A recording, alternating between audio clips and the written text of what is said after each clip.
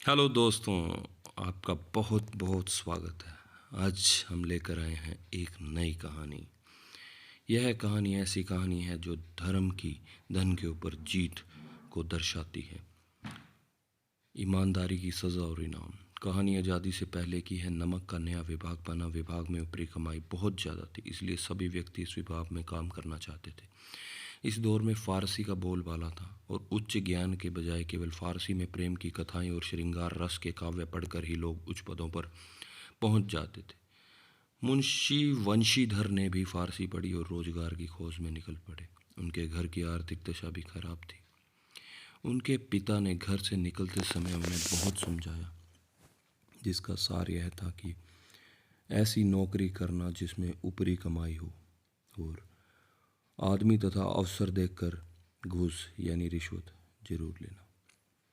वंशीधर पिता से आशीर्वाद लेकर नौकरी की तलाश में निकल जाता है।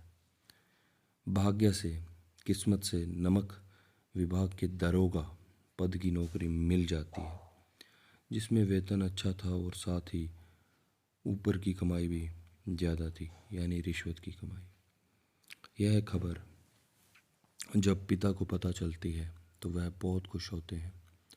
मुंशी वंशीधर ने 6 महीने में अपनी कार्यकुशलता और सद व्यवहार और अच्छे आचरण से सभी अधिकारियों को मोहित कर लिया था।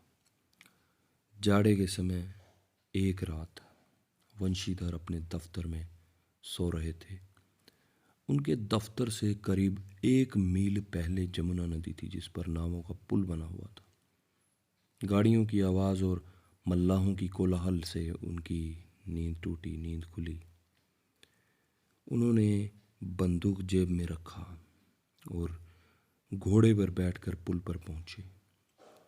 वहां गाड़ियों की एक लंबी कतार पुल को पार कर रही थी। उन्होंने पूछा, किसकी गाड़ियां हैं? तो पता चला पंडित अलौपीदीन की हैं। इस पर मुंशी वंशीधर चौंक उठे। उन्हें पंडित अलौपीदीन इलाके के सबसे प्रतिष्ठित जमींदार थे। लाखों रुपयों का व्यापार था। वंशीधर ने जब जांच किया तब उन्हें पता चला कि गाड़ियों में नमक के डेले के बोरे हैं। उन्होंने गाड़ियां रोक ली।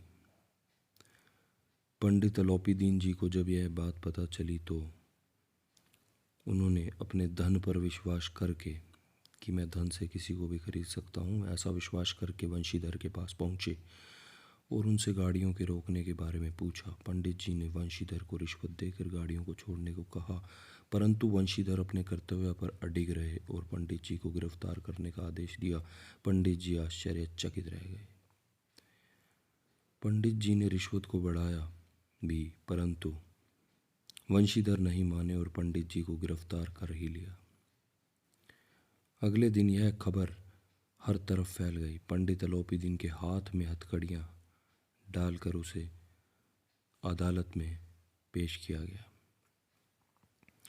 हृदय में गलानी और क्षोभ, दुख और लज्जा से उनकी गर्दन झुकी हुई थी। सभी लोग चकित थे कि पंडित जी कानून की पकड़ में आ कैसे गए, क्योंकि वह बहुत प्रतिष्ठित थे। सारे वकील और गवाह पंडित जी के पक्ष में थे। वंशीधर के पास केवल सत्य का बल था। न्याय की अदालत में पक्षपात चल रहा था। मुकदमा तुरंत समाप्त हो गया। पंडित अलौपीदीन को सबूतों के, गवाहों के अभाव में रिहा कर दिया गया। वंशीधर के उद्दंडता और विचारहीनता के बर्ताव पर अदालत ने दुख जताया, जिसके कारण एक अच्छे व्यक्ति को कष्ट झेलना पड़ा। भविष्य में वंशीधर को अधिक होशियार रहने को कहा गया। पंडित अलौपीदीन मुस्कुराते हुए बाहर निकले। रुपए बांटे गए। वंशीधर को व्यंग्य बाणों का सहन करना पड़ा। 1 सप्ताह के अंदर कर्तव्य निष्ठा और ईमानदारी का दंड यानी सजा मिली और नौकरी से हटा दिया गया। पराजित हृदय शोक और खेद से व्यथित अपने घर की ओर चल पड़े। घर पहुंचे तो पिताजी ने कड़वी बातें सुनाई।